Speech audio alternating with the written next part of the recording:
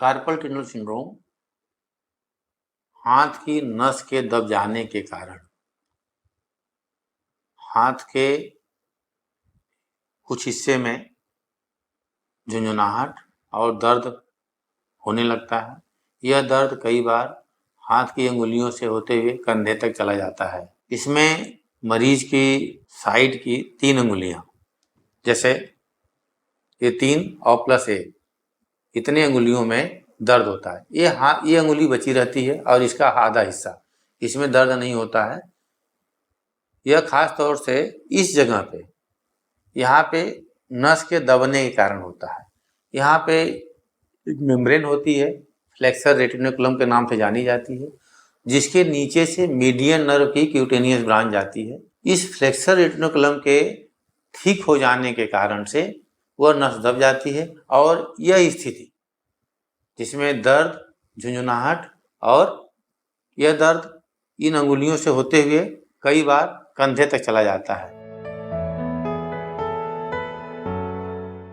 Carpal tunnel syndrome में 3 अंगुलियां, इसकी आधी, 2 ये अंगुली और अंगूठा, इसमें दर्द, झुंझुनाहट और कई बार इसमें वीकनेस सी महसूस होने लगती है।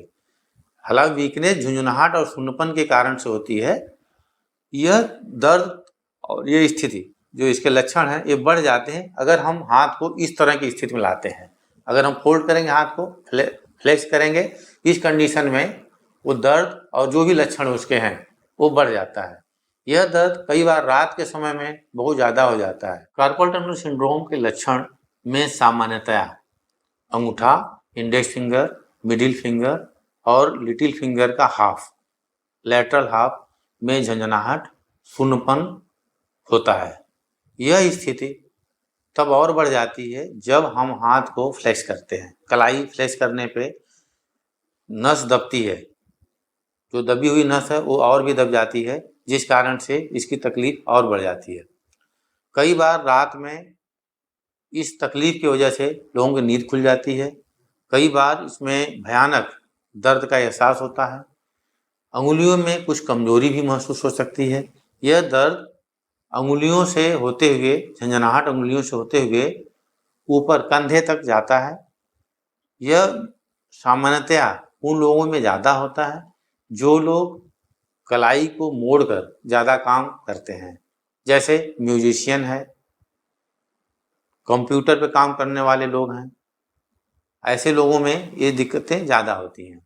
प्लस यह कई बार तो पेपर पकड़ने की स्थिति में, जैसे पेपर पकड़ते हैं, यहाँ फ्लेक्स होता है और वो दर्द जो है ट्राइगर हो जाता है। कई बार रात में सोए समय हाथ फ्लेक्स हो जाता है अनजाने में और एक कंडीशन ज़्यादा हो जाती है। इसके कारण हाथ को इस स्थिति में, जैसे मोबाइल या कंप्यूटर ज़्यादा चलाने से, म्यूजिशियन के हाथ में, या इस तरह की स्थिति में काम करने से, अगर हम कलाई को बहुत ज़्यादा मोड़ के बहुत लंबे समय तक बार बार काम करते हैं तो ये जो फ्लेक्सर रेटिकुलम है वो ठीक हो जाती है और जिस कारण से मीडियन नर्व की क्यूटेनियस ब्रांच दब जाती है और उसके लक्षण आने लगते हैं। साथ में कई बीमारियां होती हैं जिसमें यह स्वतः फ्लेक्सर रेटिकुलम ठीक हो जाता है और उसके बीच का स्पेस कम हो जाता है। जैसे थायराइड के मरीज होते हैं, उसमें इस तरह की स्थिति पाई जाती है, या प्रेगनेंसी के समय में भी यह लक्षण बढ़ जाता है। Carpal tunnel syndrome median nerve, जिसे मध्य नाड़ी भी कहा जाता है, कि कार्पल टनल से गुजरने के, जो एक कार्पल टनल फ्लेक्सर रेटिकुलम के नीचे का स्पेस होता है जिसमें एक टनल सा स्ट्रक्चर बनता है, उससे गुजरने की स्थिति में दबाव का होना कार्पल टनल सिंड्रोम की स्थिति को पैदा करता है। यह स्थिति कई बार लोकल प्रॉब्लम की वजह से भी हो सकती है, कई बार जनरलाइज्ड प्रॉब्लम की वजह से हो सकती है। कई बार क्या होता है कि हड्डी, अगर वहाँ पे कार्पल टनल के पास में हड्डी अगर फ्रैक्चर हो जाती है, जिस कारण से कार्पल टनल की डायमीटर कम हो जाती है और मीडियन नर्व की ब्रांच दब जाती है, जिस कारण से लक्षण पैदा होता है। कई बार प्रेगनेंसी के कारण होने लगता है। यह बीमारी फीमेल में ज़्यादा कॉमन होती है, कारण कार्पल टनल स्त्रियों में पतला होता है और प्रेगनेंसी के समय, डायबिटीज के लंबे कोर्स के दौरान भी ये नर्व डैमेज हो जाती है। रूमेटॉइड आर्थराइटिस में अक्सर इस तरह की प्रॉब्लम पैदा हो जाती है।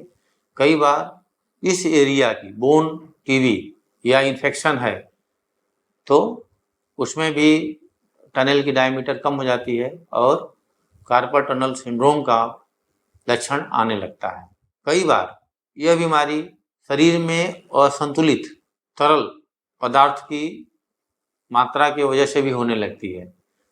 मोटापा एक कारण होता है जिसमें शरीर में फैट और वाटर का जमाव होने के कारण से टनल का डायमीटर कम हो जाता है और ये मीडियन नर्व दबने लगती है, जिस कारण से टनल सिंड्रोम का जो है लक्षण आने लगता है।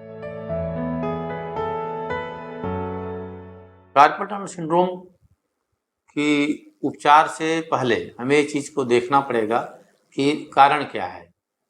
कारण के निवारण के बगैर बीमारी ठीक नहीं हो सकती है, इसलिए हमें पहले ये देखना पड़ेगा कि कार्पल टनल सिंड्रोम है किस लिए।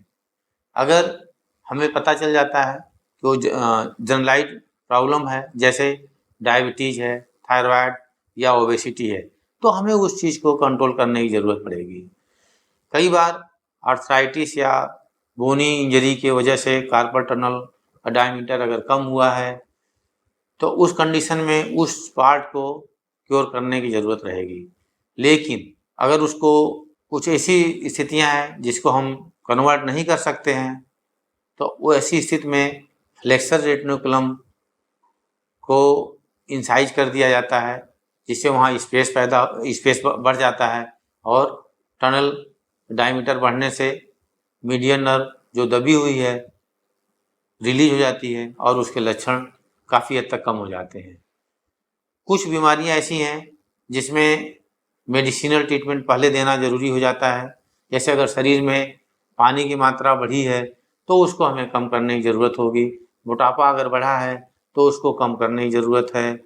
अगर प्रेगनेंसी के कंडीशन में इस तरह का लक्षण हुआ है तो संभवतः ये माना जाता है कि जैसे ही, और इसको देखा भी गया है कि प्रेगनेंसी के बाद काफ़ी हद तक लक्षण कम हो जाते हैं। सबसे पहली ज़रूरत होती है मरीज को हाथ को फ्लेक्स ना करे। उसको जब भी कुछ वर्क करना पड़े वो उस स्थिति में कोशिश करे कि हाथ को कम से कम मोड़े। अगर वो नहीं मोड़ सकता है तो उसमें काफ़ी हद तक उसको रिलीफ हो जाता है। इसके लिए स्प्लिंट का भी सहारा लिया जाता है, जिससे मरीज को हाथ फ्लेक्स ना करे इसलिए एक सपोर्ट दिया जाता है।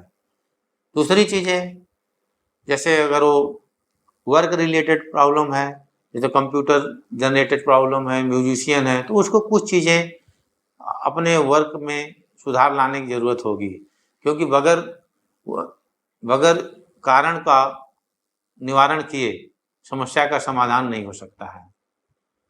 लास्ट में बचती है सर्जरी। अगर सब चीज़ें करने के बाद भी मरीज को आराम नहीं मिलता है तो सिंपल छोटा सा ऑपरेशन, जो एक झिल्ली है जिसको मैंने बताया फ्लेक्सर रेटिकुलम के नाम से जानी जाती है, एक बाउंड्री होती है कार्पल टनल का, उसको इंसाइज कर दिया जाता है, स्पेस कार्पल टनल का डायमीटर बढ़ जाता है और नर्व रिलीज हो जाती है।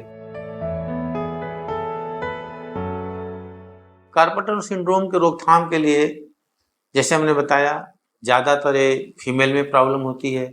फीमेल को हाथ बार बार फ्लैश करके काम करना भी पड़ता है। उस चीज़ से शुरू से अगर वो ध्यान रखें तो काफ़ी हद तक बचाव किया जा सकता है। जैसे दूसरा कारण मोटापा है। मोटापा से बचने की ज़रूरत है। मोटापा तमाम बीमारियों की जननी है, इसलिए मोटापा से जितना बचाव किया जा सके अच्छा है। दूसरी चीज़, समय पे इलाज लेना ज़रूरी है। अगर तकलीफ़ है जांचें कराएं, डॉक्टर से संपर्क करें और उसका समुचित निदान करें।